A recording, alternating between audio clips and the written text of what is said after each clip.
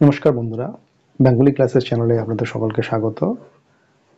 এখন আমরা আলোচনা করব বাংলা সাহিত্যের ইতিহাসের স্কুল সার্ভিস কমিশনের আরকান রাজসভার সাহিত্য দুজন বিখ্যাত কবি দৌলত কাজী ও সৈয়দ আলাওল সম্পর্কিত প্রশ্ন। তো আজকের আমাদের আলোচনার যে বিষয় সেটা হচ্ছে সৈয়দ আলাওল সম্পর্কিত প্রশ্ন। তো সৈয়দ আলাওল সম্পর্কিত যেসব প্রশ্ন রয়েছে সেই প্রশ্নগুলো আমরা আলোচনা করব। আজকের সৈয়দ আলাওল সম্পর্কিত প্রথম প্রশ্ন, সৈয়দ আলাওল কোন সময় কোথায় জন্মগ্রহণ করেন? সৈয়দ আলাওল আনুমানিক ১৬ শতকের শেষ ভাগে চট্টগ্রামের ফতেহাবাদ পরগনার অন্তর্গত জালালপুর গ্রামে জন্মগ্রহণ করেন। দ্বিতীয় প্রশ্ন, সৈয়দ আলাওলের আধ্যাত্মিক গুরু কে ছিলেন? সৈয়দ আলাওলের আধ্যাত্মিক গুরু ছিলেন মাসুদ শাহ। তৃতীয় হচ্ছে সৈয়দ আলাওলের উপাধি কি? সৈয়দ আলাওলের উপাধি হচ্ছে কাদেরি খিলাফত ও তালিম আলিম। পরবর্তী প্রশ্ন হচ্ছে চতুর্থ প্রশ্ন, আলাওলের কবি হিসেবে আত্মপ্রকাশে কে কি ভূমিকা নেন? আলাওলের কবি হিসেবে আত্মপ্রকাশে মূল পৃষ্ঠপোষকতা করেন আরকান রাজের আমত্ত প্রধান মাগন ঠাকুর। তিনি আলাওলের গুণমুগ্ধ হয়ে গুরুর মর্যাদা দিতে আমত্ত সভায় তিনি তাকে নিয়ে আসেন। আর পঞ্চমতম প্রশ্ন, আলাওলের রচিত গ্রন্থগুলি কি ধরনের রচনা? গ্রন্থগুলি হচ্ছে অনুবাদমূলক রচনা। এগুলো আরবি ও ফার্সি থেকে 4টি আর হিন্দি থেকে একটি অনুবাদ তিনি করেছিলেন। তো যদি প্রশ্নগুলিকে আরেকবার রিপিটেশন বা পুনরাবৃত্তি করি, সৈয়দ আলাওল কোন সময় কোথায় জন্মগ্রহণ করেন? সৈয়দ আলাওল আনুমানিক ১৬ শতকের শেষ ভাগে চট্টগ্রামের ফতেহাবাদ পরগনার অন্তর্গত বা ফরিদপুরের অন্তর্গত জালালপুর গ্রামে জন্মগ্রহণ করেন। দ্বিতীয়, শহীদ আলাওলের আধ্যাত্মিক গুরু কে ছিলেন? শহীদ আলাওলের আধ্যাত্মিক গুরু হচ্ছে মাসুদ শাহ। তৃতীয়, শহীদ আলাওলের উপাধি কি? শহীদ আলাওলের উপাধি হচ্ছে কাদেরি খিলাফত ও তালিম আলিম। চতুর্থ হচ্ছে আলাওলের কবি হিসেবে আত্মপ্রকাশে কে কি ভূমিকা নেন? কবি হিসেবে আত্মপ্রকাশে মূল পৃষ্ঠপোষকতা করেন আরকান রাজের আমত্ত প্রধান মাগন ঠাকুর। তিনি আলাওলের গুণমুগ্ধ হয়ে গুরুর মর্যাদা দিয়ে তাকে আমত্ত সভায় নিয়ে আসেন। আর পঞ্চম প্রশ্ন, আলাওলের রচিত গ্রন্থগুলি কি ধরনের রচনা? আলাওলের রচিত গ্রন্থগুলি হচ্ছে অনুবাদমূলক রচনা। আরবি ও ফার্সি থেকে 4টি এবং হিন্দি থেকে একটি গ্রন্থ তিনি রচনা করেছিলেন। এরপর আমরা দেখব পরবর্তী প্রশ্নগুলি।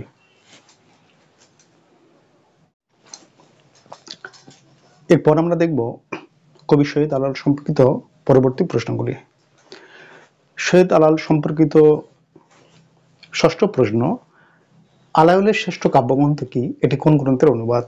আলাওলের শ্রেষ্ঠ কাব্যগ্রন্থ পদ্মাবতী। এটি মালিক মোহাম্মদ জায়সির পদুমাবত কাব্যের অনুবাদ। সপ্তম প্রশ্ন, কার পৃষ্ঠপোষকতায় কত সালে আলাওল পদ্মাবতী রচনা করেন? আলাওল মূলত মাগন ঠাকুরের পৃষ্ঠপোষকতায় ১৬৪৬ সালে পদ্মাবতী রচনা করেন। আর অষ্টম প্রশ্ন, আলাওলের রচিত দ্বিতীয় কাব্যগ্রন্থ কি এবং এটি কবে প্রকাশিত হয়? আলাওলের রচিত দ্বিতীয় কাব্যগ্রন্থ সাইফুল মুলক বদরজিমাল। এটির প্রথম অংশ ১৬৫৯ খ্রিস্টাব্দে প্রকাশিত হয় এবং দ্বিতীয় অংশ ১৬৬৯ খ্রিস্টাব্দে প্রকাশিত হয়। নবমতম প্রশ্ন, আলাওলের হপ্তপয়কর কত সালে রচিত এবং এর বিষয়বস্তু কোথা থেকে নেওয়া হয়েছে? আলাওলের হপ্তপয়কর ১৬৬৫ সালে রচিত। এর বিষয়বস্তু নিজামী সমরকান্দার সপ্তপয়কর থেকে সংগৃহীত। আর দশমতম প্রশ্ন, আলাওলের তোহফা গ্রন্থের মূল উৎস লিখুন এবং এই গ্রন্থের বিষয়বস্তু কি? আলাওলের তোহফা গ্রন্থটি মূল উৎস হচ্ছে ফরাসি নীতিকাব্য তুহু ফাতুন্নেসা থেকে নেওয়া হয়েছে।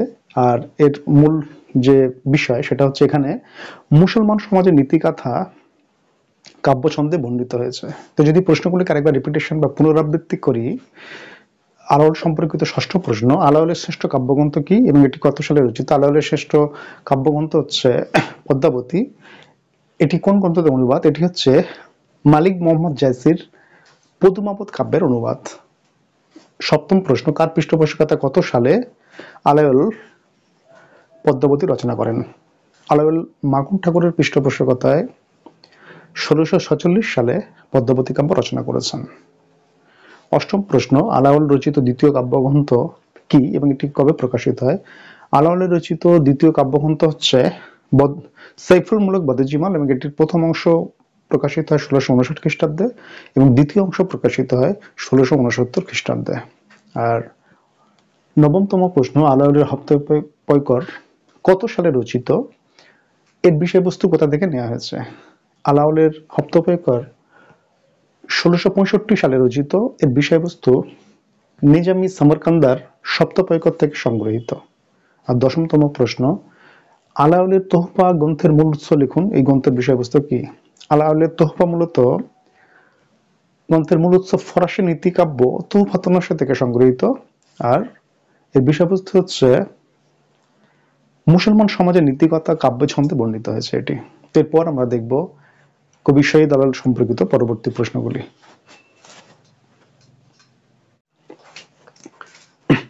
এবার আমরা দেখব শহীদ আলাওল সম্পর্কিত পরবর্তী প্রশ্নগুলি। শহীদ আলাওল সম্পর্কিত পরবর্তী প্রশ্ন, 11তম প্রশ্ন, আলাওলের সেকন্দারনামা কার কোন গ্রন্থের অনুবাদ? আলাওলের সেকন্দারনামা নিজামী সমরকান্দার ইস্কান্দার নামা গ্রন্থের অনুবাদ। 12তম প্রশ্ন, আলাওলের সেকেন্দারনামা গ্রন্থের বিষয়বস্তু কি ছিল? আলাওলের সেকেন্দারনামা গ্রন্থের বিষয়বস্তু হচ্ছে ভারত। সেকেন্দারনামা গ্রন্থে আলেকজান্ডারের ভারত অভিযানের কাহিনী বর্ণিত হয়েছে আলাওলের সেকেন্দারনামা গ্রন্থে। 13তম প্রশ্ন, আলাওলের সেকেন্দারনামা কত সালে প্রকাশিত হয়? আলাওলের সেকেন্দারনামা 1672 সালে প্রকাশিত হয়। আর 14তম প্রশ্ন, হপ্তপয়কর কাব্যের বিষয়বস্তু কি? হপ্তকর কাব্যের বিষয় হলো আরবের রাজকুমার বাহরামে যুদ্ধ যায় ও তাকে তার 7 রানীর বলা যে গল্প তিনি করেছিলেন সেটি হচ্ছে হপ্তপয়কর কাব্যের বিষয়বস্তু। আর 15তম প্রশ্ন, সাইফুলমুলক বদ্যিজীমাল গ্রন্থের বিষয়বস্তু কি ছিল? বিষয় ছিল মিশরের বাদশাহ শিপিয়ানের পুত্র সাইফুল মুলকের সঙ্গে বেস্তানের পরিরাজকন্যা বদ্যিজীমালের যে প্রণয় কাহিনী তাই কাব্যে বর্ণিত হয়েছে। যদি প্রশ্নগুলোকে আরেকবার রিপিটেশন বা পুনরাবৃত্তি করি, আলাওলের সেকেন্দারনামা কোন গ্রন্থের অনুবাদ? আলাওলের সেকেন্দারনামা নিজামী সমরকান্দার ইস্কান্দারনামা গ্রন্থের অনুবাদ। আলাওলের সেকেন্দারনামা গ্রন্থের বিষয় কি ছিল? আলাওলের সেকেন্দারনামা গ্রন্থের বিষয় ছিল আলেকজান্ডারের ভারত অভিযানের কাহিনী এখানে বর্ণিত হয়েছে। আর 13তম প্রশ্ন, আলাওলের সেকেন্দারনামা কত সালে প্রকাশিত হয়? আলাওলের সেকেন্দারনামা 1672 সালে প্রকাশিত হয়। লেখা অসম্পূর্ণ আছে।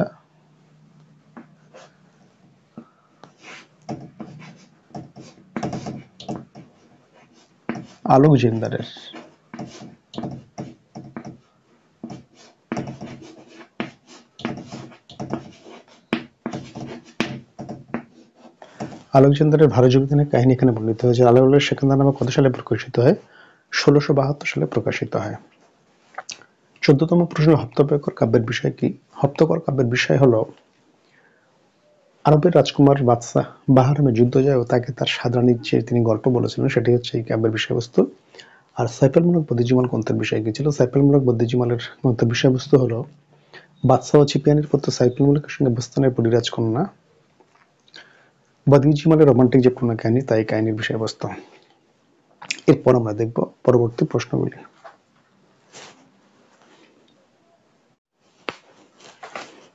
শহীদ আলাওল রচিত পরবর্তী প্রশ্নগুলি।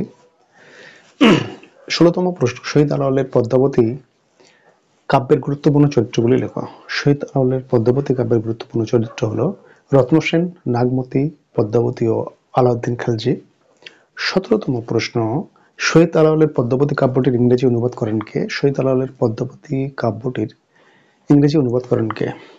গিয়ারসন সিরেফ হচ্ছে শহীদ আলাওল কাব্যের ইংরেজি অনুবাদ করেন। আর 18তম প্রশ্ন, কার আদেশে আলাওল পদ্মাবতী রচনা করেন? মাকুন ঠাকুরের আদেশে আলাওল পদ্মাবতী রচনা করেন। 19তম প্রশ্ন, কার আদেশে আলাওল সাইফুল বদ্যিজী সমাপ্ত করেন? সৈয়দ মুসার আদেশে আলাওল সাইফুল বদ্যিজীমাল সমাপ্ত করেন। 20তম প্রশ্ন, শহীদ আলাওল কোন রাজার আমলে পদ্মাবতী রচনা করেন? শহীদ আলাওল থদমিন্তার আমলে তার পদ্মাবতী রচনা করেছেন। আর ইসলামিক কাহিনী অবলম্বনে আলাওলের কোন কাব্যটি রচিত? সাইফুল বদ্যিজীমাল হচ্ছে ইসলামিক কাহিনী অবলম্বনে রচিত। যদি প্রশ্নগুলো আর রিপিটেশন বা পুনরাবৃত্তি করি, শহীদ আলাওলের পদ্মাবতীর গুরুত্বপূর্ণ চরিত্রগুলো কি?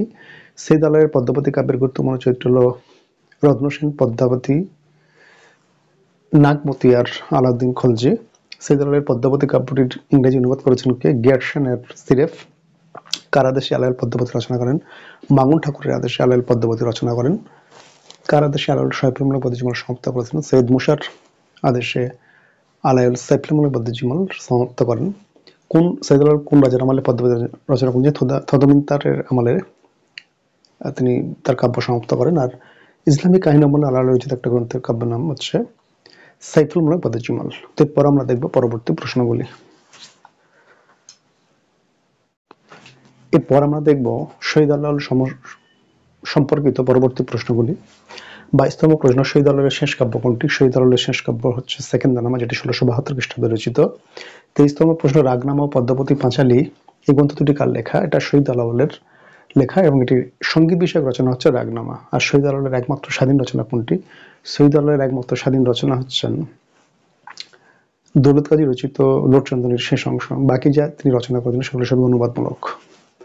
আর 25তম প্রশ্ন, আলাউল রচিত গ্রন্থগুলির প্রকাশকাল। আলাউল মূলত যেসব গ্রন্থগুলি রচনা করেছেন তার মধ্যে একটা হচ্ছে পদ্মাবতী 1646 সালে রচিত প্রকাশিত। রোসাংরাজ থদমিন্তার আমাত্য প্রধান মাগুন ঠাকুরের পৃষ্ঠপোষক এটা রচনা করেছিলেন। আর দ্বিতীয় হচ্ছে লোটচন্দ্রনীর শেষ অংশ তিনি 1659 খ্রিস্টাব্দে শেষ করেন। সাইফুল মুলক বদিউজ্জামান প্রথম হচ্ছে 1659 খ্রিস্টাব্দে, দ্বিতীয় হল হচ্ছে 1669 খ্রিস্টাব্দে রচনা করেছিলেন। প্রথম তিনি মাগুন ঠাকুরের পৃষ্ঠপোষকতা তিনি রচনা শুরু করেন এবং সৈয়দ মুসার পৃষ্ঠপোষকতা তিনি এই রচনা শেষ করেন। আর হপ্তপ্রয়গর 1660 খ্রিস্টাব্দে রচিত এটি হচ্ছে শ্রীচন্দ্র সুধর্মার সৈন্যমন্ত্রী শহীদ মোহাম্মদের আদেশে তিনি এটি রচনা করেছিলেন। তোপা হচ্ছে 1663 খ্রিস্টাব্দ। আর সেকেন্ডের নাম হচ্ছে শেষ গ্রন্থ 1672 খ্রিস্টাব্দে রচিত। এছাড়া একটা গ্রন্থ আছে রাগতাল নামা বা রাগনামা। তো পরবর্তী প্রশ্নগুলিকে যদি আরেকবার রিপিটেশন বা পুনরাবৃত্তি করি, শহীদ আলাউলের শেষ কাব্য কোনটি? শহীদ আলাউলের শেষ কাব্য হচ্ছে সেকেন্ডের নামা 1672 খ্রিস্টাব্দ। আর রাগনামা ও পদ্মাবতী পাঁচালী গ্রন্থ দুটি কার লেখা? রাগনামা ও পদ্মাবতী পাঁচালী দুটি হচ্ছে শহীদ আলাউলের লেখা। তার মধ্যে রাগনামার রচনাকার হচ্ছে রাগনামা হচ্ছে একটা সঙ্গীত বিষয়ক রচনা।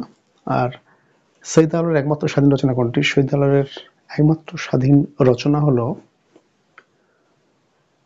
দৌলত কাজী রচিত লোটচন্দ্রনীর শেষ অংশ। বাকি যে রচনা করেছিলেন সেগুলো সবই অনুবাদমূলক। আর আলাউল রচিত গ্রন্থগুলির প্রকাশকাল, তার মধ্যে প্রথম গ্রন্থ হচ্ছে পদ্মাবতী 1646 খ্রিস্টাব্দে তিনি প্রকাশ করেন, যেটা হচ্ছে রোসাংরাজ থদমিন্তার আমাত্য প্রধান মাগুন ঠাকুরের পৃষ্ঠপোষকতায় তিনি রচনা করেছিলেন। আর লোটচন্দ্রনীর শেষ অংশ তিনি 1659 খ্রিস্টাব্দে রচনা করেন, সমাপ্ত করেন।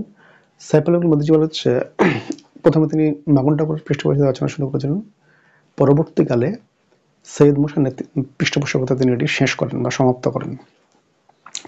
এই রচনাকাল হচ্ছে প্রথম খণ্ড 1659, দ্বিতীয় হচ্ছে 1669 খ্রিস্টাব্দ। হপ্তপ্রয়গের রচনা করছে 1660 খ্রিস্টাব্দ। শ্রীচন্দ্র সুধর্মার সৈন্যপ্রধান সৈয়দ মোহাম্মদের আদেশে তিনি রচনা করেন। আর তোহফা হচ্ছে 1663 থেকে 69 খ্রিস্টাব্দ হচ্ছে রচনাকাল। আর সেকেন্ডের নাম হচ্ছে 1672 খ্রিস্টাব্দে, এটি হচ্ছেন শহীদ আলাউল রচিত তার শেষ কাব্যগ্রন্থ।